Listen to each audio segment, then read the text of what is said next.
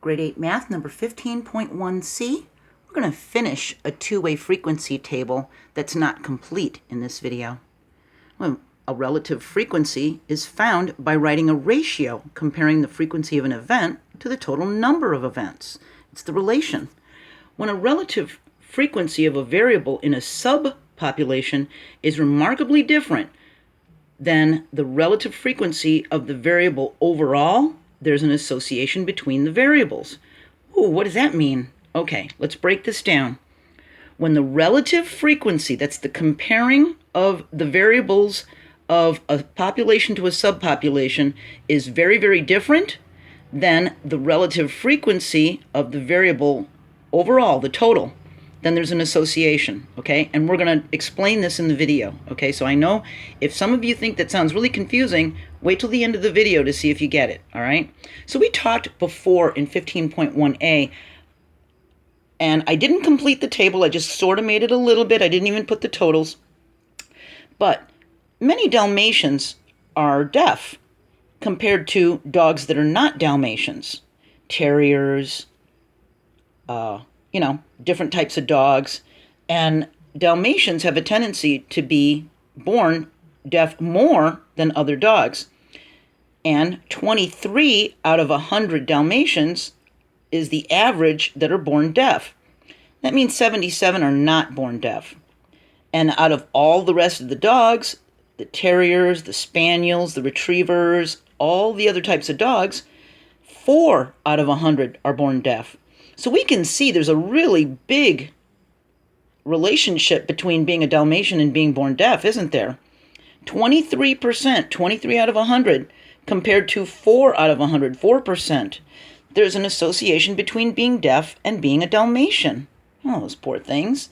And they just kept being bred together with the gene for deafness. So more and more of them ended up becoming deaf, okay? They say mutts are more healthy. All right, so we have a table here that is not complete, and we need to finish it. So we're going to use the information that's in the table to help us finish it. So 7th and 8th grade students were asked if they preferred science or math class. We need to complete this two-way table. So let's take a look at it. Now, I know I normally stand closer, but I want to stand back a little bit so you can see what's going on. We can see here that the total number of 7th and 8th grade students combined is 352. Well, that's going to help us. If the total number of 7th and 8th grade students is 352, and the total number of 7th graders alone is 192, well, all we have to do is subtract the 7th graders from the total of 7th and 8th graders. And we do, and we get 160 left over. So that tells us there's 160 8th graders. So we've already filled that one in. And see how we use subtraction to get the answer? Now, if the total number of 7th graders is 192, see that? And 144 of them prefer math, we could just subtract the 144 from the 192 to find out how many prefer science. And we do. 192 minus 194 is 48. So now we know this one is 48. We just subtracted this amount from the total, see? So now it's starting to come together. Now, if the total number of 8th graders is 160, see, because we just found that out, and 64 prefer science, we could subtract this 64 from that 160 and find out how many prefer math. And we do. And we get 96 prefer math, okay? So now we can fill this in. Now look, we just have columns that need totals.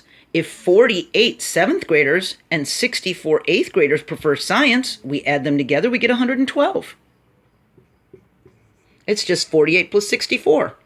And if 144 7th graders prefer math and 96 8th graders, we can just total these together and we get 240.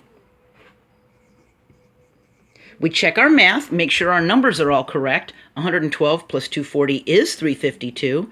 And we check our math going across the rows, make sure all our math is correct, to make sure our table's correct. Now, let's take a look at this. 8th grade who prefer math, 8th grade who prefer math is 96 out of 160 8th graders. So that's 96 over 160 as a fraction, that's the ratio. or it's 96 out of 160. Now we could even write it like this, 96 dot dot 160 as a ratio, as like a proportion, okay? So 96 out of the 160 prefer math. That means 96 divided by 160, if you remember from my previous videos, 96 divided by 160 is 96 out of 160.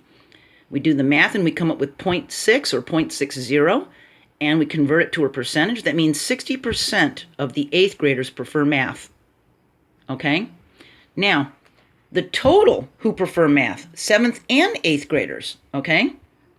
So 7th and 8th grade combined, that's going to be our comparison. The 8th graders who prefer math and the total who prefer math. So now we've got 240 that prefer math over the total of the entire students. 7th and 8th grade is 352. 240 out of 352 is 240 divided by 352.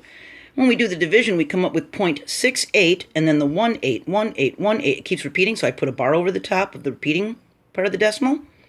And I rounded it, so I've got an approximate symbol, to 68%. See? Kind of ignored it and used an approximate symbol because now I'm not exact anymore. And that 1 tells the 8 to stay the same, so it's about 68%. Now, 60% of the 8th graders prefer math, but the whole, out of 7th and 8th grade in the middle school, 68% prefer math. So there's no association between preferring math and being an 8th grader, because the relative frequency is lower. It was 60% versus 68%. See? In order for there to be an association, it would have had to be the other way around. Now, look at the 7th graders who prefer math. There is an association between being a 7th grader and preferring math because the number's higher. See that? So the percentage is going to be higher. So 7th grade to prefer math, there is an association. 8th grade to prefer math, there is no association. See that? Because the number's lower. All right? We're going to go on to 15.2a, and we're going to organize and analyze the data in frequency tables. We only have a few videos left, and we're done with 8th grade math. It might even be 5 or less videos, okay? So we're getting there, and then we're going to do Algebra 1, okay? See you next video. Bye.